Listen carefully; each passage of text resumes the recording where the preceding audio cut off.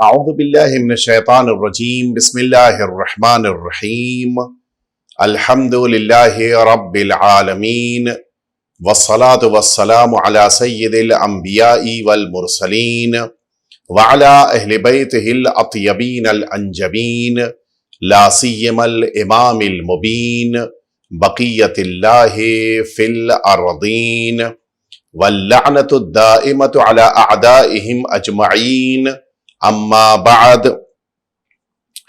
معزز و مکرم ناظرین کرام، ہم سب آج کی شب اس عظیم اللہ کی نشانی کی طرف بڑھ رہے ہیں اور اس کا مشاہدہ کرنے والے ہیں جو آج کائنات میں رونما ہوگا، اور ہم سب اپنی نگاہوں سے اس کا نہ صرف یہ کہ مشاہدہ کریں گے بلکہ اس کے ذریعے سے ہم معرفت پروردگار میں اضافہ کریں گے۔ آج کی رات ہمارے درمیان چاند اپنے اس موقع کی طرف بڑھ رہا ہے کہ جس کو گہن لگے گا اور جس کی بنا پر آج انسانی نگاہوں کے سامنے یہ سفید اور یہ روشن چاند سیاہ نظر آئے گا، اور اس کی واضح سی وجہ جو آج کی سائنس نے بھی بتائی ہے اور جسے عرصہ دراز سے اسلام نے بھی لوگوں تک پہنچایا ہے، اس کی اصل وجہ یہی ہے کہ یہ زمین اور یہ سورج اور یہ چاند یہ سب ایک مرکز کے اوپر ہیں، اور ان سب کا جو سینٹر ہے، ان سب کا جو مرکز ہے وہ سورج ہے۔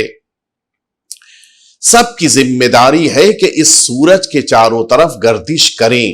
اور آج جب زمین اپنی گردش کو سورج کے چاروں طرف مکمل کر رہی ہے، اور ساتھ ہی ساتھ جیسا ہمارے معزز ناظرین واقف ہیں کہ چونکہ یہ زمین سورج کے چاروں طرف چکر لگا رہی ہے اور چاند وہ ہے جو زمین کے چاروں طرف گردش کر رہا ہے، لہذا زمانے میں ایک وقت وہ آتا ہے کہ جس موقع کے اوپر زمین اور سورج کے درمیان چاند حائل ہو جاتا ہے، نتیجے میں سورج کی روشنی زمین تک نہیں پہنچ پاتی، اور اس وقت زمین والوں کے لیے سورج گہن ہوتا ہے، اس لیے کہ سورج کی روشنی زمین نہیں دیکھ پا رہی ہے، اور اس بنا پر سورج نگاہوں سے گویا اوجھل ہو جاتا ہے۔ اور ایک موقع دوسرا آتا ہے کہ جب بالکل زمین درمیان میں واقع ہوتی ہے سورج اور چاند کے۔ ہمارے ناظرین متوجہ ہیں کہ جس موقع کے اوپر درمیان میں یہ زمین حائل ہو جائے، درمیان میں یہ زمین آ جائے، تو اب یہ سورج کی شعاعیں کہ جن کی بنا پر یہ چاند روشن ہے، اسی سورج کی شعاؤں کی بنا پر یہ چاند زمین والوں کے لیے دمکتا اور چمکتا ہوا دکھائی دیتا ہے۔ زمین کے درمیان میں آ جانے کی بنا پر اب یہ سورج کی شعاعیں زمین تک نہیں پہنچ پا رہی ہیں، درمیان میں یہ زمین ہے کہ جو اس سورج اور چاند کے بیچ میں آ گئی ہے۔ نتیجہ یہ ہوتا ہے کہ اس موقع پر وہ لوگ کہ جو چاند کی طرف دیکھ رہے ہوں، انہیں یہ محسوس ہوتا ہے کہ یہ چاند سیاہ ہو گیا۔ وجہ صرف یہی ہے کہ وہ جس سے روشنی لے رہا تھا وہ سورج اب اپنی روشنی کو، اپنے نور کو، اپنی کرنوں کو چاند تک نہیں پہنچا پا رہا ہے، لہٰذا یہ وہ موقع ہوتا ہے کہ جس موقع پر اس زمین والوں کے لیے چاند گہن شمار ہوتا ہے۔ تو یہ دو اہم موقع ہوتے ہیں جس موقع پر یہ تینوں یعنی سورج، زمین اور چاند یہ تینوں ایک سیدھی لائن کے اوپر ہوتے ہیں۔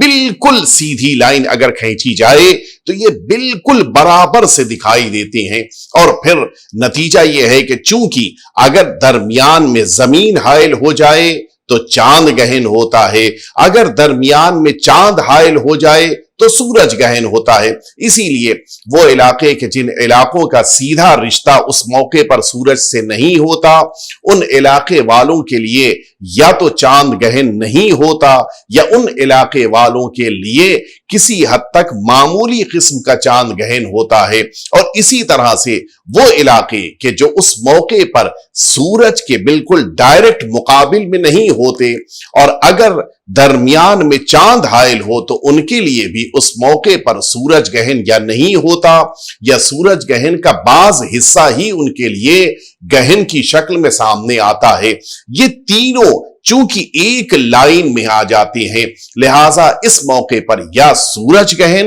یا چاند گہن کا موقع ہوتا ہے۔ آج کی وہ شب ہے کہ جس شب میں ہم مشاہدہ کریں گے، ہم اپنی نگاہوں سے دیکھیں گے کہ کس طرح سے اللہ کی قدرت کا جلوہ سامنے آ رہا ہے، کہ وہ روشنی کہ جس روشنی کی بنا پہ اس چاند کو چمکنا تھا، چاند کو زمین کی طرف اپنی روشنی بھیجنی تھی،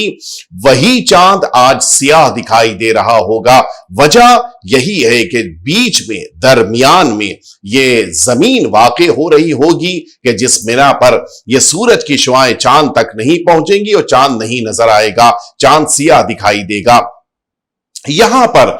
انسانوں کی جو ذمہ داری قرار دی گئی ہے وہ یہی ذمہ داری ہے، چونکہ زمین والے آج کی شب ایسے موقع پر ہیں کہ یہ سورج اور چاند کے درمیان واقع ہو رہے ہیں، لہٰذا اللہ کی طرف سے ان انسانوں کی یہ ذمہ داری مقرر اور معین کی گئی ہے کہ بقیہ دنیا والوں کی روش کو ترک کرتے ہوئے ذمہ داری یہ ہے، جیسے بقیہ دنیا والے ایسے موقع پر اپنی عبادتوں کو ترک کر دیتے ہیں، عبادت گاہوں کو بند کر دیا جاتا ہے، ہماری ذمہ داری برعکس ہے۔ ہماری یہ ذمہ داری ہے کہ اس موقع پر بندگی پروردگار کے ذریعے سے، اطاعت پروردگار کے ذریعے سے، اللہ کی بارگاہ میں نماز دعاؤں کے ذریعے سے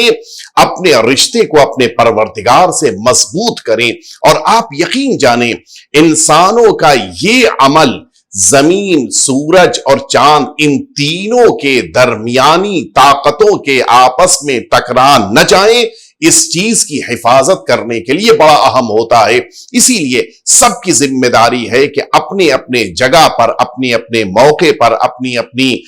بستیوں میں، اپنی اپنی مسجدوں میں، عبادت گاہوں میں اللہ کی بندگی میں مصروف رہیں، اللہ کی عبادت کریں۔ اور اسی لیے نماز کو ہمارے لیے فرض کیا گیا، اسی لیے ہم پر ضروری قرار دیا گیا کہ نماز آیات کو برقرار کریں، اور اسی سے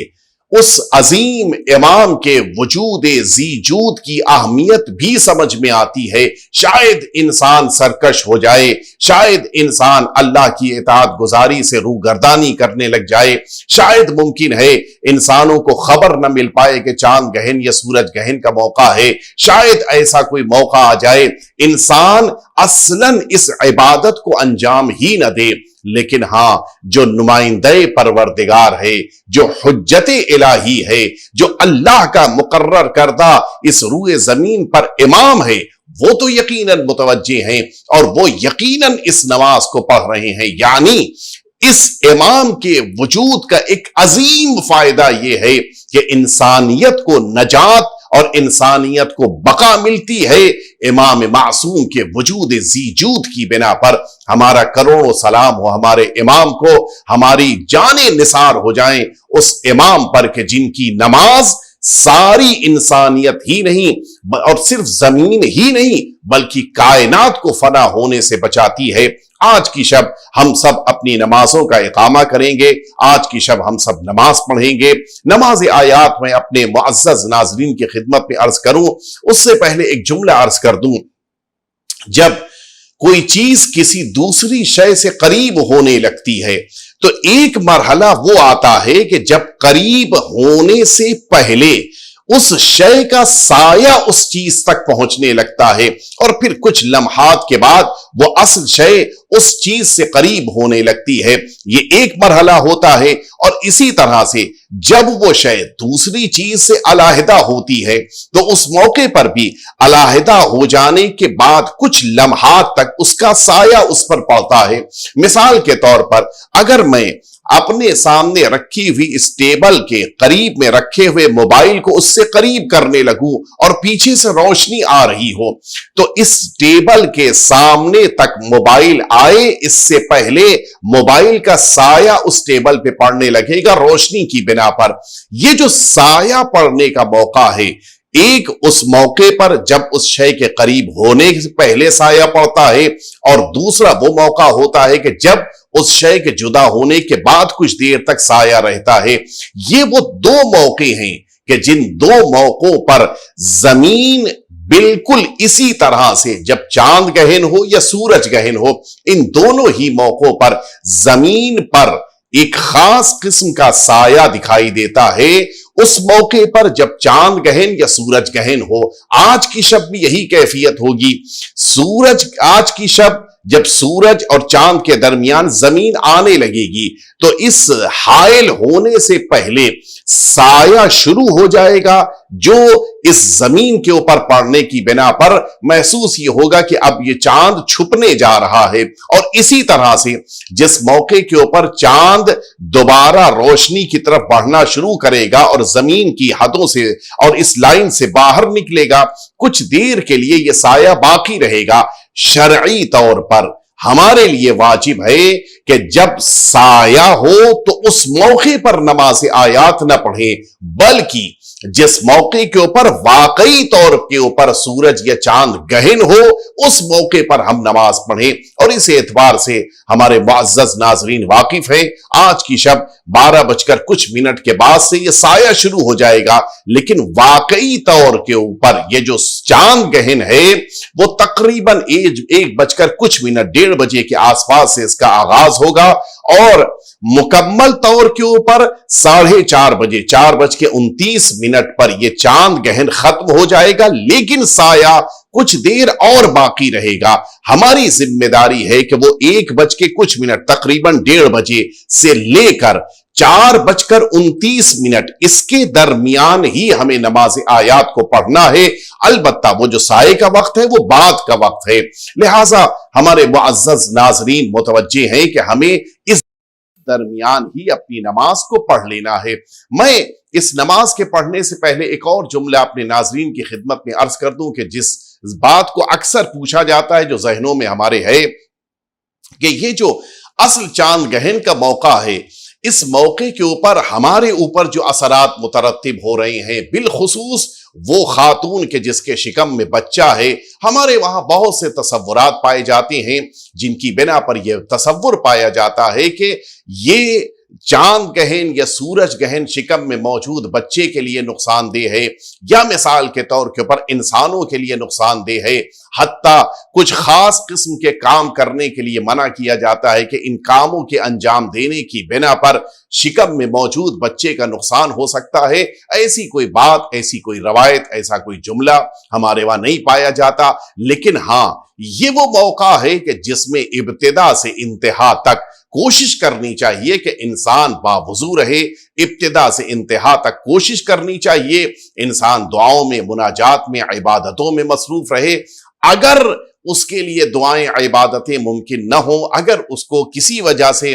बैठकर नमाज पढ़ना, उसके लिए वाजिब नमाज पढ़ लेने के बाद, नमाज आयात के पढ़ लेने के बाद मजीद दुआओं की गुंजाइश उसके पास न हो, मजीद इबादतों की गुंजाइश न हो, बेहतर है इंसान वुजू करे और बावुजू होकर सो जाए। जाहिर है कि वुजू कर लेने के बाद अगर इंसान आराम करता है, यह वक्त भी इबादत में शुमार किया जाता है। यह अल्लाह का करम है अपने बंदों के लिए। खुलासा यह है कि इस दौरान इंसान के लिए कुछ काम न करने की का जिक्र तो वारिद हुआ है, जो हमारे वहां रवायतों में है।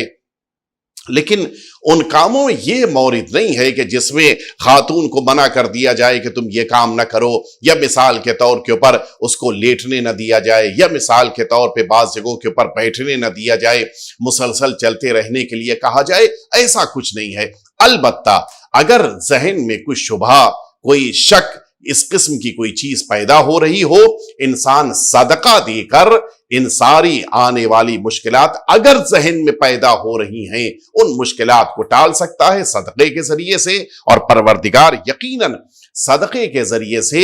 انسانوں کی بلاؤں کو ٹال دیتا ہے۔ میں آخر میں اپنے معزز ناظرین کی خدمت میں، اگرچہ ہمارے ناظرین متوجہ ہیں، لیکن عرض کر دوں کہ نماز کا طریقہ کیا ہے۔ یہ نماز جو نماز آیات کہلاتی ہے، طریقہ یہ ہے کہ اس نماز کو انسان فرادہ بھی پڑھ سکتا ہے، با جماعت بھی پڑھی جا سکتی ہے۔ لہٰذا اگر مسجدوں میں یا کسی مرکز پر، کسی سینٹر میں نماز آیات کی واجب شکل میں پڑھائی جا رہی ہے، آپ اس نماز میں شرکت کر لیں، مکمل طور کے اوپر یقیناً امام جماعت صحیح نماز آپ کو پڑھا دیں گے اور آپ کے لیے کافی ہوگا۔ لیکن اگر کسی مرد مومن کے لیے مسجد پہنچ پانا ناممکن ہو، خواتین کے لیے مسجد آنا ممکن نہ ہو، مریض کے لیے ممکن نہ ہو کہ وہ مسجد پہنچ پائے، اس کا طریقہ میں عرض کر دوں،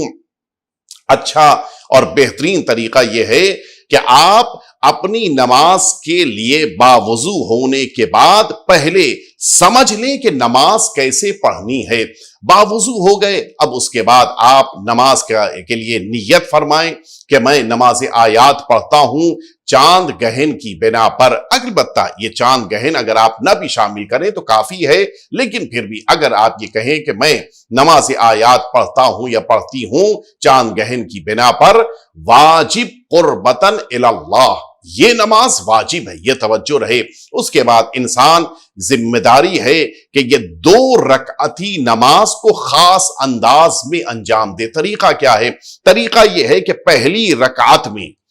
2 سجدے کرنے سے پہلے اسے 5 رکوع انجام دینے ہیں، اور اسی طرح سے دوسری رکعت میں بھی 2 سجدے کے لیے زمین پر جھکنے اور بیٹھنے سے پہلے اسے 5 رکوع انجام دینے ہیں۔ اس طرح سے پہلی رکعت میں 5 رکوع، دوسری رکعت میں 5 رکوع، کل ملا کر یہ 10 رکوع اسے انجام دینے ہیں۔ اب اس کے بعد یہ رکوع سے پہلے کیا کرنا ہے؟ انسان نیت کرنے کے بعد تکبیرۃ الاحرام کہے، اور اس کے بعد سورہ الحمد اور ایک کوئی سورہ پڑھے، اور اس کے بعد رکوع میں جائے، ذکر رکوع مکمل کرنے کے بعد پھر سر اٹھائے، کھڑے ہونے کے بعد پھر سورہ الحمد اور ایک دوسرا سورہ، اور اس کے بعد پھر رکوع میں جائے، ذکر رکوع پڑھ لینے کے بعد پھر انسان اپنے سر کو بلند کرے، پھر یہ تیسری دفعہ سورہ الحمد اور ایک دوسرا سورہ پڑھے، پھر رکوع میں جائے، اور اس کے بعد ذکر رکوع کر کے پھر دوبارہ کھڑے ہو جائے، اور اس کے بعد پھر سے یہ انسان اس نماز میں سورہ الحمد اور ایک اور سورہ پڑھے، پھر اس کے بعد رکوع بجا لائے، اور ذکر رکوع کے بعد بلند ہو، اور پھر ایک دفعہ نماز کے لیے سورہ الحمد اور ایک دوسرا سورہ پڑھ کے اب یہ رکوع میں چلا جائے، اور اب اس رکوع کے بعد جب سر اٹھائے تو اب اس کی ذمہ داری ہے کہ 2 سجدے کے لیے زمین پر بیٹھ کر 2 سجدے انجام دے مکمل طور پہ۔ اب اس کے بعد یہ 2 سجدے مکمل کر لینے کے بعد اب پھر قیام کی حالت میں آئے، اور اب ایک سورہ اور دوسرا سورہ الحمد اور اس کے بعد ایک دوسرا سورہ پڑھ لینے کے بعد یہ پہلا رکوع انجام دے، پھر کھڑے ہو کر حمد اور دوسرا سورہ پڑھے، اور اس کے بعد پھر رکوع، پھر اس کے بعد کھڑے ہو کر حمد اور رکوع، حمد اور دوسرا سورہ، اس کے بعد تیسرا رکوع، اور ذکر رکوع کے بعد بلند ہونے کے بعد پھر سے سورہ حمد اور دوسرا سورہ اور پھر رکوع۔ اس طرح سے یہ 5 رکوع کہ جن سے پہلے سورہ الحمد اور ایک دوسرا سورہ پڑھ لے، اس طرح سے یہ دوسری رکعت بھی 5 رکوع کے اوپر مکمل کرے، اور 5ویں رکوع کے بعد کھڑے ہو کر یہ سجدے میں چلا جائے، اور 2 سجدے مکمل طور پہ انجام دے کر تشہد پڑھے، سلام پڑھے، نماز مکمل ہو گئی۔ یہ نماز کا اصل طریقہ ہے۔ البتہ اس میں کچھ اور اضافات بھی کرنے ضروری ہیں، مستحب ہیں، کہ جیسے ایک مستحب عمل یہ ہے کہ انسان ہر دوسرے رکوع سے پہلے ایک دفعہ جب سورہ الحمد اور دوسرا سورہ پڑھ لے تو پھر قنوت پڑھے اور اس کے بعد یہ دوسرا رکوع انجام دے. اس کے بعد تیسرے رکوع سے پہلے قنوت کی ضرورت نہیں، چوتھے رکوع سے پہلے پھر انسان قنوت پڑھ لے، اور اس کے بعد پانچویں قنوت کہ جس کے اوپر یہ پہلی رکعت مکمل ہو جائے گی، اس کے پہلے انسان کے لیے قنوت نہیں ہے. اس کے بعد جب چھٹا رکوع یعنی دوسری رکعت کا پہلا رکوع بجا لائے تو اس موقع پر اب انسان اس رکوع سے پہلے ایک بار قنوت پڑھ لے اور پھر رکوع بجا لائے. اس کے بعد ساتویں دفعہ یعنی دوسری رکعت کا دوسرا رکوع جب بجا لا رہا ہے اس سے پہلے قنوت نہ پڑھے، اور اس کے بعد آٹھویں دفعہ جب رکوع کرنے جا رہا ہے یعنی دوسری رکعت کا تیسرا رکوع بجا لا رہا ہے تو ایسے موقع پر پھر قنوت پڑھ لے. اور اس کے بعد جب چوتھی رکعت کے لیے چوتھے رکوع کے لیے جھک رہا ہو تو پھر قنوت نہ پڑھے، پانچویں رکوع میں جانے سے پہلے قنوت پڑھ لے. اس طرح سے 10 رکوع کے درمیان 5 دفعہ قنوت بھی پڑھ لے گا. یہ ایک مستحب عمل. یہاں پر ایک اور آخری اضافہ کر دیں کہ جو ہمارے علماء کرام نے اجازت دی ہے، مراجع اعظام نے جس کی اجازت دی ہے، انسان کے لیے اگر اپنے رکوع میں جانے سے پہلے یہ ممکن نہ ہو وقت کی تنگی کی بنا پر، مثلا جلدی سورج یا چاند گہن ختم ہونے والا ہو، یا انسان کے لیے مشکلات ہوں، کھڑے ہونا ممکن نہ ہو رہا ہو، کسی بھی وجہ سے اگر انسان چاہے کہ اپنی نماز کو جلدی ختم کر دے، اس کا ایک طریقہ یہ بیان کیا گیا ہے کہ وہ انسان جو رکوع سے پہلے ایک حمد اور دوسرا سورہ پڑھ رہا ہے، اس سورے میں اگر 5 آیتیں ہیں اور ان 5 آیتوں کو 5 حصے میں ڈیوائیڈ کر دے تو اب ہر رکوع سے پہلے اس ایک پارٹ کو اس سورے کے پڑھ لے گا. نتیجے میں اسے سورہ الحمد یا ایک مکمل سورہ نہیں پڑھنا پڑے گا. نتیجے میں اس کی نماز مختصر ہوتی جائے گی. اب طریقہ کار کیا ہوگا؟ مثال کے طور کے بس سورہ قل اعوذ برب الناس، اس سورے کو اس نے 5 پارٹ میں بانٹ دیا. نتیجے میں سورہ الحمد کے بعد پہلا حصہ پڑھا اور اس کے بعد پہلا رکوع بجا لایا، پھر کھڑے ہو گیا، اس کے بعد اس نے اس سورے کے دوسرے پارٹ کو پڑھا اور پھر رکوع میں چلا گیا، پھر تیسرے رکوع سے پہلے